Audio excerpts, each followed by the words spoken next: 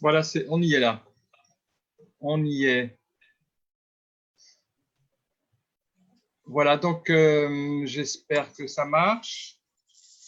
Alors, ça me marque, le webinaire est maintenant diffusé en direct sur Facebook. Donc, Voilà, voilà. ça doit être Donc, bon. bonjour à tous. On est 2 minutes en avance, hein, donc on va peut-être Ah attendre ouais, 2 minutes. d'accord. Comme ça, ils peuvent admirer cette magnifique armoire bretonne. Voilà. Et attends, je vais mettre quand même ça. Je sais pas si on le voit là. Si, on le voit très bien. Ouais. On voit On le voit super. pas mal. Hein.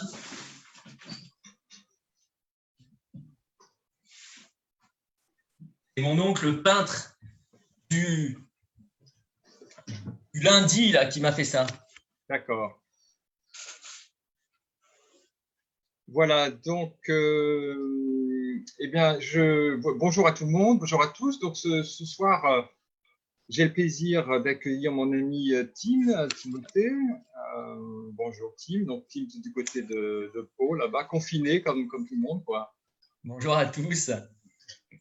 Et alors, Tim, je connais Tim depuis 2-3 ans. Il a rencontré la Vision sans tête et l'enseignement de Douglas Harding il y a 2-3 ans.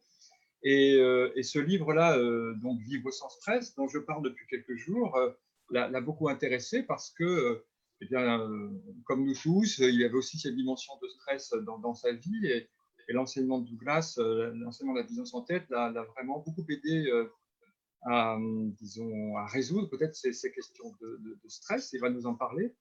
Et surtout, dans ce livre de Douglas, donc Vivre sans stress, il y a un chapitre en particulier qui t'a intéressé, et donc tu as bien gentiment accepté d'en parler ce soir. C'est le chapitre 3 qui s'appelle Soins d'urgence en cas de stress. Donc en effet, dans ce chapitre, Douglas Harding distingue les soins d'urgence du traitement à long terme pour le stress. Alors le traitement à long terme, c'est ce dont j'ai parlé depuis maintenant plusieurs jours.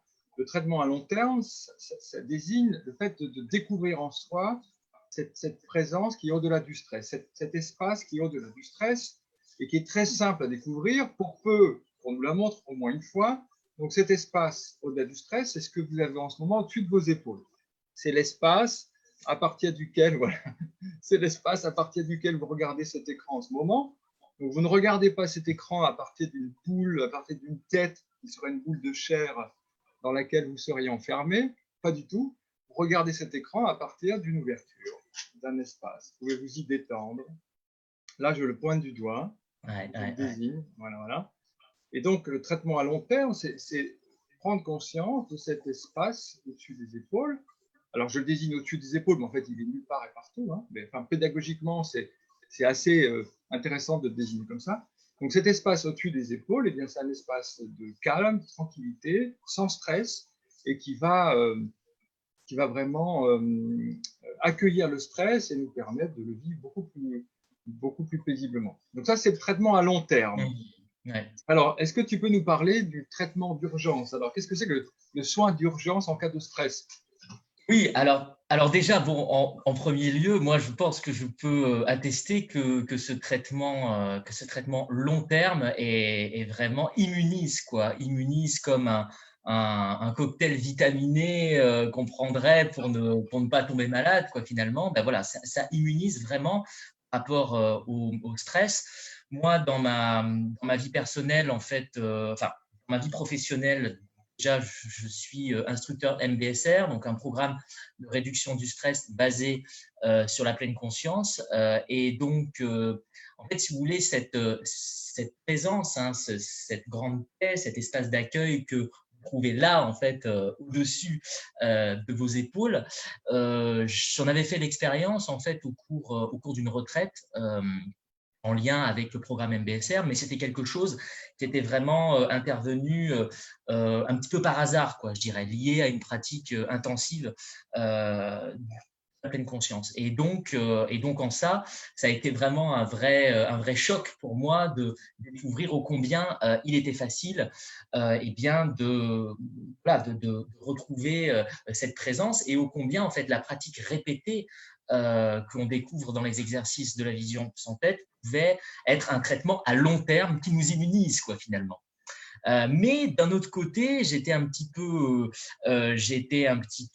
embêté parce que finalement, en fait, voilà, je voyais pas trop comment en fait articuler les pratiques de pleine conscience finalement qui sont classiques qu'on voit dans le programme MBSR et voilà dont on parle beaucoup aujourd'hui, dont parle Christophe André, dont parle Mathieu Ricard, où vraiment il s'agit de focaliser vraiment l'attention sur un objet et de cultiver finalement une relation différente à notre expérience. Et donc voilà, j'avais un petit peu de mal en fait à voir comment articuler les deux.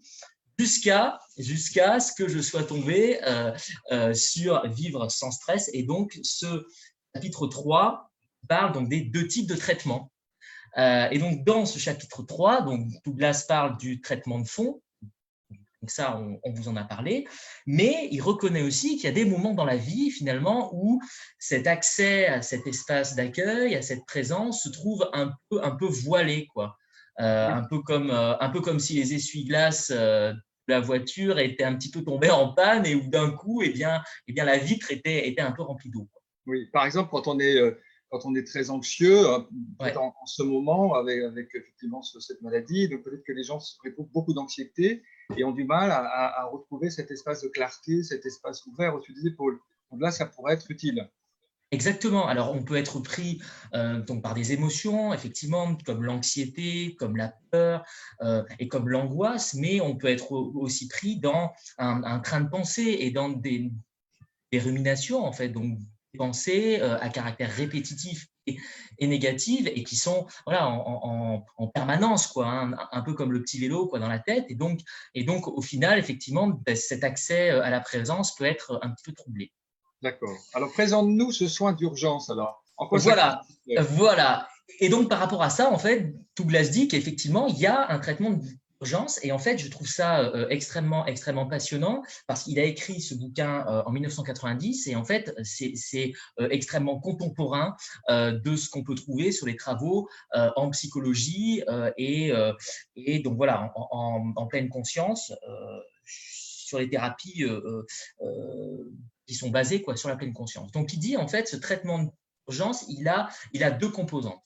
D'accord. La première composante, alors, c'est que quand on a donc un problème, imaginons donc, par exemple que il me reste que 3 points sur mon permis de conduire et j'ouvre ma boîte aux lettres et je trouve une lettre.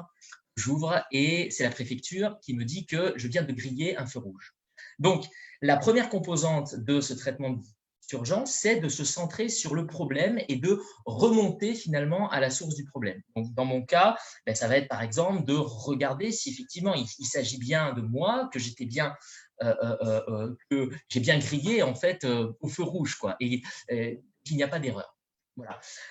Une deuxième stratégie pour remonter à la source, ce serait quand je découvre ça, si je découvre que c'est vraiment moi, au final, je vais me débrouiller pour aller faire un stage pour récupérer les points.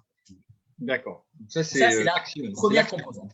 Voilà, c'est la première composante qui est quand même très utile quoi. Quand on nous plante une flèche empoisonnée, la première action à faire, c'est peut-être de retirer en fait la flèche pour éviter quoi, que le poison ne se propage.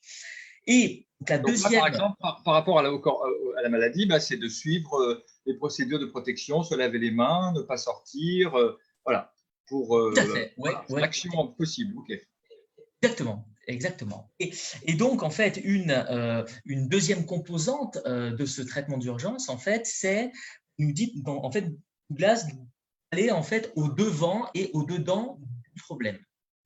Donc, en fait, par exemple, si je reprends ce cas-là, donc j'ouvre cette lettre, au moment de l'ouvrir, je vais avoir voilà, une émotion intense de peur, quoi. Je vais me sentir vraiment en danger en me disant merde, voilà, je vais plus pouvoir prendre ma voiture, de pensées en fait qui vont apparaître et qui vont entretenir en fait une émotion de peur et d'angoisse. Et donc ce que nous dit en fait Douglas et ce qui est bien documenté aujourd'hui dans les recherches, c'est qu'en fait ce qui nous fout dedans en fait par rapport à des stress, c'est pas tant le problème en soi, mais c'est notre relation au problème et c'est le fait d'éviter le problème. Il nous dit nous dit, oui, c'est précisément donc, parce que nous fuyons donc, nos problèmes, nos tensions, nos angoisses, nos émotions, que justement ce problème prend autant d'importance. Oui, ça c'est important. Effectivement, on ne va pas fuir les sensations douloureuses, on les accueille. On les Voilà, accueille. ouais, Voilà. ouais. Donc, Pas individuellement.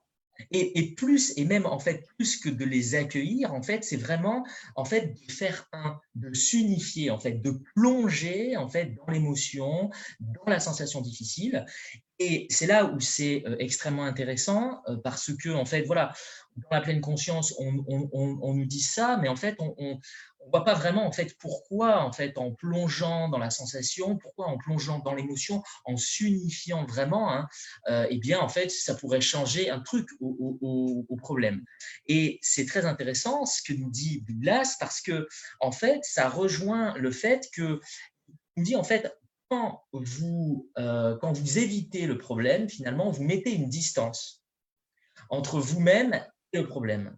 Et donc, du coup, en fait, vous redevenez un petit peu une chose finie du monde, soumise à des pressions, à des tensions, et donc vous redevenez stressé. Mmh. Alors qu'en D'accord. fait, en plongeant dans le problème, en s'unifiant dans le problème, eh bien, vous créez plus aucune distance finalement entre vous-même et le problème. Et donc, à ce moment-là, en fait, on pourrait dire qu'un petit peu comme par magie, le problème disparaît, quoi. La tension disparaît ou l'émotion disparaît. Et donc, j'ai trouvé ça en fait assez intéressant parce que en fait, il continue en disant que en fait, cette attitude-là de s'unifier vraiment à l'émotion, à la sensation, d'y plonger à l'intérieur, on pourrait croire que c'est quelque chose qui est complètement différent que ce que l'on Oui. fait avec la vision sans tête, avec le traitement de long terme, quand on revient en fait à la présence, à l'espace d'accueil. Et il nous dit non, en fait, c'est essentiellement la même chose parce que cette unification, ce grand espace où vous êtes plus vaste que le problème, c'est aussi ce à quoi vous accédez quand vous ne mettez plus aucune distance entre vous et vos difficultés. Mmh. Donc, Et il y aurait deux façons d'arriver à la présence. Soit on pointe ici directement vers la vacuité exactement. et voilà, on s'unit à l'espace sans limite et déjà calme, apaisé, ou bien on plonge dans la sensation, parce qu'en fait, les émotions sont des sensations, on plonge dans les sensations, et en fait, c'est comme si on… Alors, qu'est-ce qui se passe? Si on traverse la sensation, on se retrouve dans la présence. C'est ça, ouais, ouais, ouais. C'est-à-dire qu'en fait, le fait de plonger à l'intérieur sans la rejeter, sans l'éviter, en fait que effectivement il y a voilà, c'est un peu difficile donc à décrire, on le verra peut-être dans la pratique, mais il y a vraiment une unification qui se fait et qui fait qu'au final on voit que on est beaucoup plus vaste que cette émotion. Et en fait, même, et c'est ça qu'il dit, c'est qu'en plongeant dans l'émotion, elle peut disparaître. En fait. Mmh. Disparaître. En plongeant dans la sensation, ça peut disparaître, vraiment.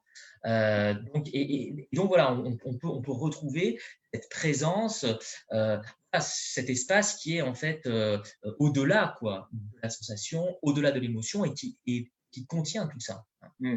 Et là, Et je disais à propos de la méditation pleine conscience, enfin, je ne parlais pas de la méditation pleine conscience, mais je disais qu'il y avait deux types de méditation. Une qui pointe uniquement vers les phénomènes, vers la ouais. sensation, vers la respiration, vers les sons, vers les pensées, et une autre qui pointe aussi vers la présence et qui nous révèle la présence.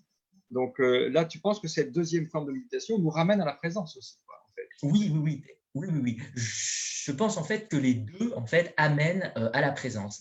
À la différence près que en fait dans la première, donc qui est le traitement de fond, en fait, on peut le faire tout le temps. Donc on peut le faire à n'importe quel moment. Là, au moment où je suis en train de parler, ben, simplement prendre conscience que au-dessus de mes épaules, en fait, il n'y a rien. Il y a un espace vaste, grand ouvert qui accueille mon PC, accueille José, accueille le petit personnage, le petit Timothée là que je vois en fait euh, euh, sur l'écran. Donc c'est quelque chose en fait qu'on peut faire tout le temps. Et par contre en fait ce traitement de d'urgence. Il nous dit bien Douglas que même si ça ouvre sur la même pièce, c'est quelque chose qui nécessite une concentration. Donc, qui nécessite de faire vraiment une pause, de se concentrer en fermant les yeux, en vraiment plonger dans la sensation, dans l'émotion et s'unifier à ça. Et donc, il nous dit aussi que les résultats sont assez difficiles à prévoir. C'est-à-dire que, alors que dans la vision sans tête, finalement, il n'y a aucun intermédiaire en fait. Enfin, on peut pas mieux le faire. Enfin, c'est pas parce qu'on pratique la vision sans tête depuis 20 ans qu'on le fait mieux qu'une personne qui découvre sa vraie nature. Là, en fait, dans le traitement d'urgence, il dit que finalement, les fruits de cette pratique dépendent de notre concentration et dépendent de notre capacité vraiment à plonger, à nous unifier. Et en même temps, il dit que, voilà, encore une fois, cet avantage, c'est que ce traitement-là, ce n'est pas un traitement de simple secours, parce qu'il va nous reconnecter vraiment à cette présence, quoi, à ce grand ouvert, à ce ciel, et voilà, très, très, très vaste, quoi, finalement. Et d'ailleurs, voilà, dans le livre que j'avais écrit sur l'éveil spirituel, j'avais trouvé des témoignages de personnes qui, lors d'intenses douleurs physiques, par exemple, ont découvert cette présence, cette ouverture. Il y a peut-être un ami d'ailleurs qui nous écoute, voilà. Et puis dont j'ai parlé dans le livre, ou des gens qui, dans une grande dépression, dans une souffrance émotionnelle intense, vont en quelque sorte traverser cette souffrance pour se retrouver dans l'espace de la présence. C'est arrivé à Eckhart Tolle, par exemple, à Jeff Foster aussi. Donc, des gens qui en fait, dans une difficulté très grande, en plongeant dans la difficulté, la traversent et au plus profond de la noirceur, trouve la lumière, finalement. On trouve la présence, quoi. C'est ça, la présence. Et c'est en ça là, que pour moi, en fait, ce geste est vraiment très, très important, quoi. C'est-à-dire qu'effectivement, ne pas oublier, très, très souvent, effectivement, à l'attention uniquement dans cette direction-là et ne pas oublier cette direction-là. Voilà, cette directionnalité, en fait, d'attention est pour moi vraiment, essentielle, quoi, finalement. Ouais. Et alors, est-ce que tu pourrais nous guider, guider nos amis aussi à travers une petite pratique un soin d'urgence? Alors, on n'a pas tous forcément une émotion intense qui nécessite ce soin d'urgence, mais on va faire comme si, quoi. Voilà, on peut essayer de voir ce que ça donne. Il reste à peu près combien de temps? À peu près 5 minutes? Ce que tu veux, ce que tu veux. Ok, bien. Donc, voilà, ce que disait Douglas, hein, c'est que par rapport donc, aux soins d'urgence, à ce traitement-là, il est préférable de se concentrer. Et donc, pour se concentrer, je vais vous inviter plutôt à faire une méditation les yeux fermés. D'accord, on ferme les yeux. Voilà. Donc, je vous invite dans un premier temps à fermer les yeux.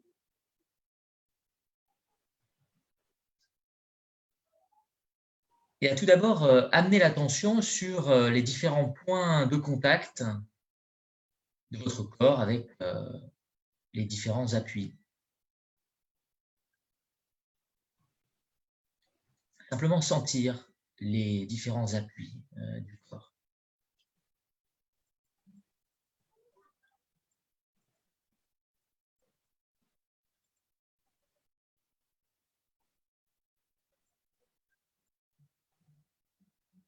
Et alors que vous êtes assis, ici et maintenant,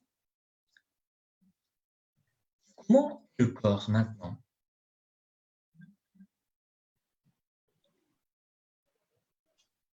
Donc simplement, dans cette première phase, je vais vous inviter à amener votre attention sur les sensations qui peuvent apparaître dans le corps.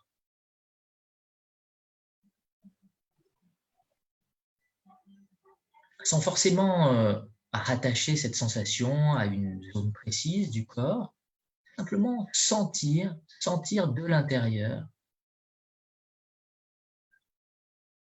les sensations qui peuvent apparaître ici et maintenant.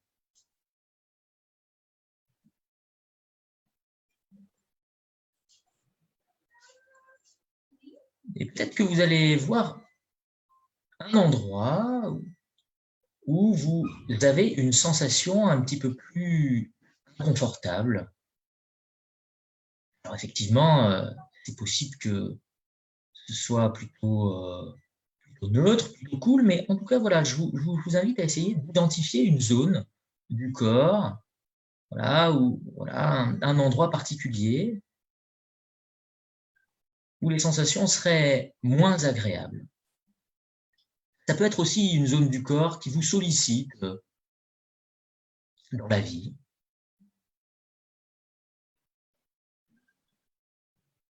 Une fois que vous avez identifié cette zone-là,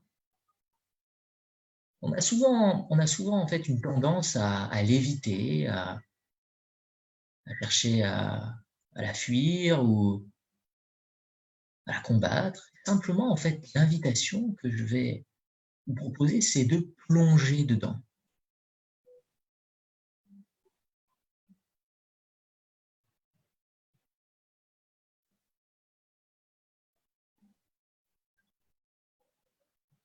De vous unifier vraiment dans le ressenti corporel à cette sensation.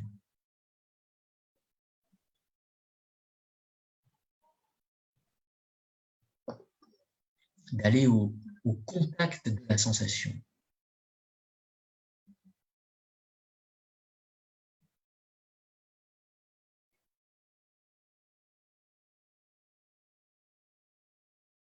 Et allant au contact, vous pouvez peut-être répondre aux questions suivantes. Est-ce que cette sensation a une forme?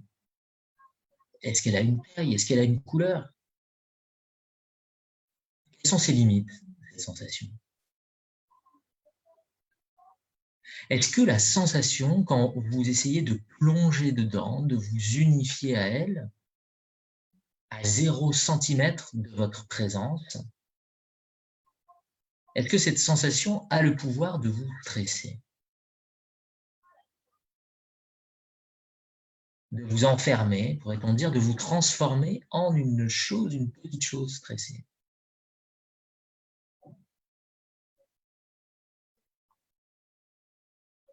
Est-ce que, dans votre expérience, ne voyez-vous pas que, en vous unifiant à la sensation, eh bien, voilà, cette unification produit un élargissement, un espace? Je vais vous inviter maintenant à juste laisser votre attention se reposer pour l'amener sur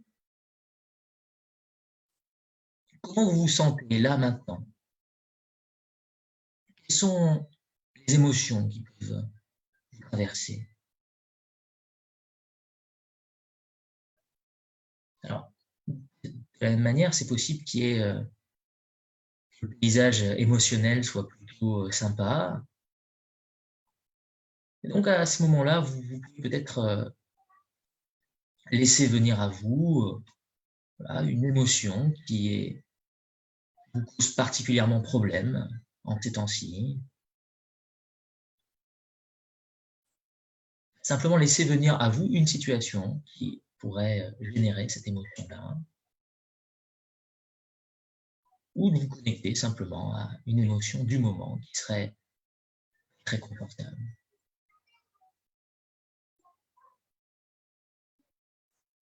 Et là, l'invitation, c'est pareil. Je vais vous inviter à essayer de vous unifier à cette émotion. D'habitude, on a tendance à lutter pour être joyeux, pour être calme, pour avoir des émotions positives, à éviter les émotions qui ont plutôt un caractère désagréable pour nous. Et là, je vous invite vraiment à plonger dedans, à vous unifier.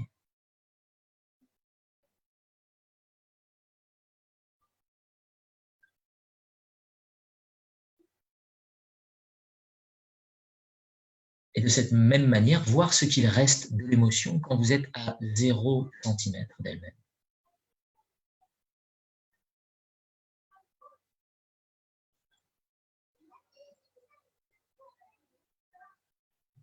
Est-ce que cette émotion, de la même manière que la sensation, a le pouvoir de vous enfermer, a le pouvoir de vous stresser quand vous vous unifiez à elle?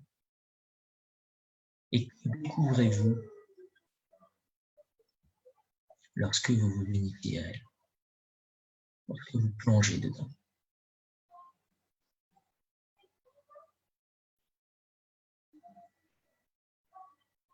Est-ce que vous ne découvrez pas un espace, une présence beaucoup plus vaste en fait que les phénomènes qui peuvent apparaître en elle. Un espace contenant. Et je vais maintenant vous inviter juste à relâcher la tension et à faire comme si, en fait, comme si vous l'ouvriez un grand angle. Donc, sans focaliser l'attention sur quoi que ce soit maintenant, de demeurer dans une attention ouverte, accueillant les phénomènes qui peuvent apparaître. Les sensations, les pensées, les sons, les émotions, sans rien rejeter, sans rien accaparer, simplement demeurer dans cet espace de présence.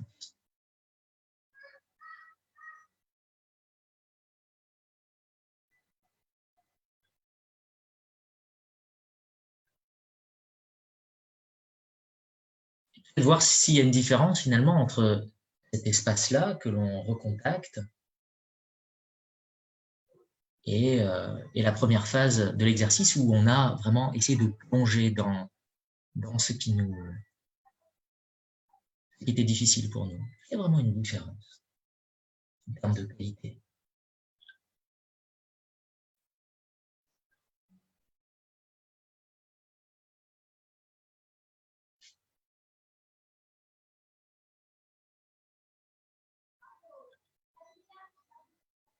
Voilà, et puis vous pourrez ouvrir les yeux.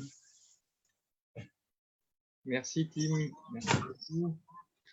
Et donc voilà, ce qu'on trouve les yeux fermés, on retrouve les yeux ouverts, hein, cet espace que tu as pointé là, qu'on a découvert en traversant la sensation et l'émotion, on le redécouvre ici. Ça, c'est le traitement de fond, quoi. Vous voyez, l'espace au-dessus des épaules est toujours ouvert, toujours disponible. C'est juste nous qui sommes distraits, hein, c'est ça, on est inattentifs. Ouais. On le perd de vue, en fait. On le perd de vue. On le perd de vue alors qu'il est, lui, toujours là, ouvert, quoi. Voilà, ben, merci beaucoup, Tim. Alors, Tim, c'est Timothée Basson, hein, Basson, voilà, qui est instructeur MBSR. Merci beaucoup. Avec grand plaisir. Ouais, merci beaucoup. J'espère que ça vous aura intéressé. Et puis, donc, demain, même heure, 18h. Voilà. Donc, ciao les amis. Au revoir. À la prochaine. Au revoir.